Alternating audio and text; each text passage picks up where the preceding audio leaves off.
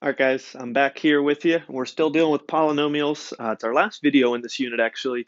Um, this one, we're going to be going over a scary math word called factoring. I'm going to kind of tell you what that means, but we're going to be factoring out GCF, and that's a term, that's an acronym you would have seen before, maybe in middle school or even elementary school. So we're going to review that, and then we're going to talk about how that relates to what we've been doing so far with polynomials, okay? So reviewing, okay, GCF. Again, you might remember GCF stands for something, right? Stands for greatest common factor. Greatest common factor. Okay, so again, kind of what that means is, first off, what's a factor? A factor is a number that multiplies to get something. So like the factors of 6, we would say would be 3 and 2. Those are two factors of 6 because we could say 3 times 2 is 6.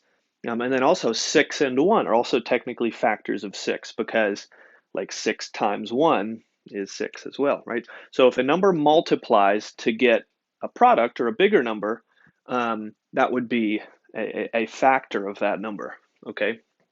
So what we look for with greatest common factor is when we look at like a two numbers or three numbers or whatever, right? A common factor means that it needs to be a factor that all the numbers have. Okay, so like 18, 36, and 42, we're thinking, okay, like those all have their own factors, but like what's one of those numbers, one of those factors that they all have? Okay, so we're going to need to make a list of all those. Okay, and then greatest, again, we're looking for the highest number because sometimes they have more than one common factor. So we're looking for that number that's the highest common factor out of all of those that they do have in common. Okay, so that's a breakdown of that. So when we think about, okay, like 12 and 20, what's the GCF of those two numbers? What we're thinking of is, okay, again, just like I did with 6, we're thinking, okay, what are all the numbers that multiply to get 12? Okay, and I like to just make a long list of the pairs of things that multiply. So like 1 times 12 is 12, okay, right? 2 times 6 is 12, and then 3 times 4 is 12. So those are all the factors. Those are all the pairs of things that multiply to get 12, okay? And if you're good at your times tables, these can come to mind pretty quickly, okay? But if you're not as good with your times tables, there's a way that you can do it with a calculator. If you can kind of work backwards, okay, with division. So if you did like 12 divided by 4, you would get 3 as an answer. So that kind of working backwards tells you, okay, 4 times 3 equals 12. Okay. And you might know that with 12, but like 42 or 75, there might be ones that don't come to mind as quickly. So it helps to know that. Okay. But if you did like 12 divided by 5, you would get a decimal. And decimals aren't good. So we don't want to list the decimals, just the whole number factors. Okay. So those are all the factors of 12. And then with 20, I do the same thing. So 20, I think, okay, what multiplies to get 20? So I could say 1 times 20 is 20, 2 times 10 is 20, and then 4 times 5 is also 20, right? So then, okay, so I have all my lists of numbers here, right? All my factors, okay? Now, what's helpful to do is circle your common factors, right? So every single number is going to have 1 as a common factor, right? You can always do 1 times whatever that number is to equal that, okay? And then you look 2. 2 is a common factor, okay? And all even numbers, 2, 4, 6, 8, 10, all those numbers, they're all going to have 2 as a factor, okay? So 2 is a common factor. And then we look through our list. The only other one is 4, right? 4 multiplies to get both of these, right? So those circled numbers are all the common factors. Now the greatest common factor out of all those, obviously out of 1, 2, and 4, which one's the highest? Obviously 4 is the highest, okay?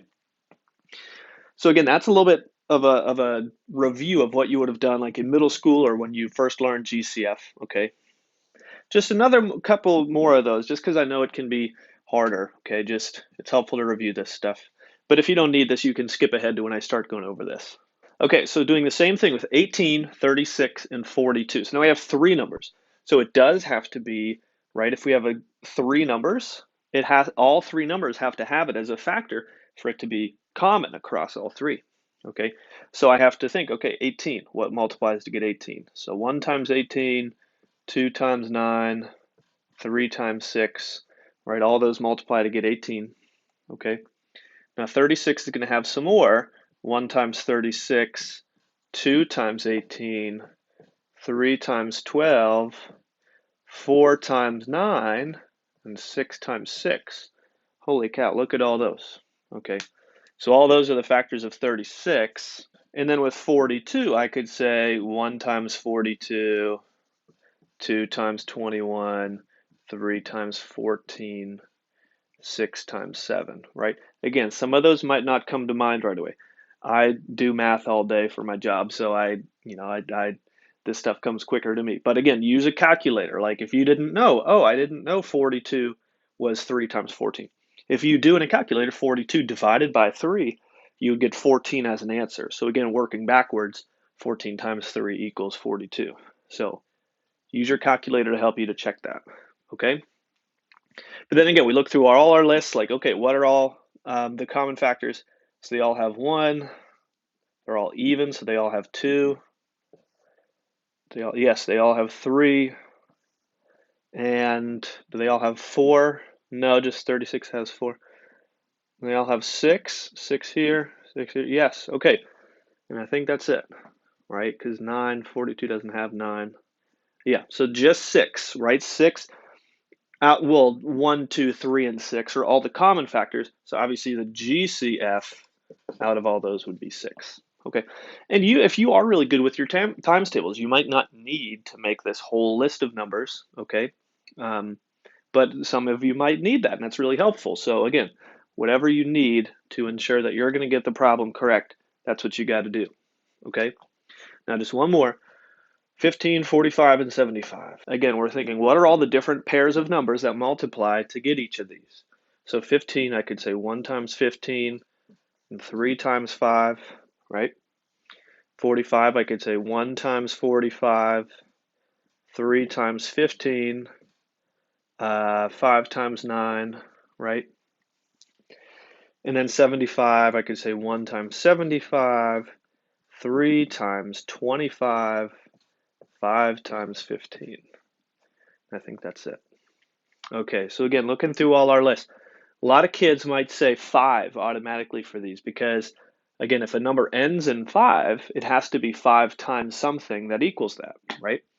And they all do have 5 as a common factor, so that would be good if you thought of that, okay? But they also have 3 in common, so obviously 5's bigger, but good to circle your common factors. But do they have anything bigger than 5, right? And yes, they do, right? 15, 15, 15, and 15. So 15 would be the GCF of these three, because that's the highest number that they all have as a factor, okay? Now, looking here at this one, okay, we're going to make a connection between this stuff and this, I promise, because this seems like way different than anything we've done so far in the polynomials unit, but it connects, I promise. Okay, so like just, again, we learned this before. This was distributing a single term times a whole group, okay? And so again, just reviewing, again, what that means we're going to distribute this 3x to all of those, right? So if I did 3x times 5x squared, it's going to be 15x cubed, right? This is the rule that says multiply the big numbers, add the little numbers, right? So 3 times 5, 15, x to the first times x squared, x to the third, right? I multiply the next one, 3x to the first times negative 7x to the first. So that would be 3 times negative 7, negative 21, x to the first times x to the first, x squared, okay? And then my last one here, 3x to the first times 8. So 3 times 8 is positive 24. And then x to the first, this doesn't have an x, right? So that's going to remain x, or x to the first, okay? And that would be the answer there. So this is the connection, okay? What a factoring GCF is this process in a reverse, okay? So what that means is, I'm telling you to do it in reverse now, okay? So I'm going to take the answer that I just got, 15x cubed minus 21x squared plus 24x. I'm going to take that, and I'm going to get this as an answer, okay? And so, like I said, it's just the reversal of kind of this distributing process, okay? Now, you have to think about like, okay, if I'm reversing something, that means we kind of have to do the opposite or like undo everything that we did here, right? So to get these numbers, think about it. What did I do to get each of these, right? I multiplied this outside number times each of these on the inside, right? And I got this bigger group, right? So now for this, if I think, okay, I have to reverse what I did up there to factor this, okay?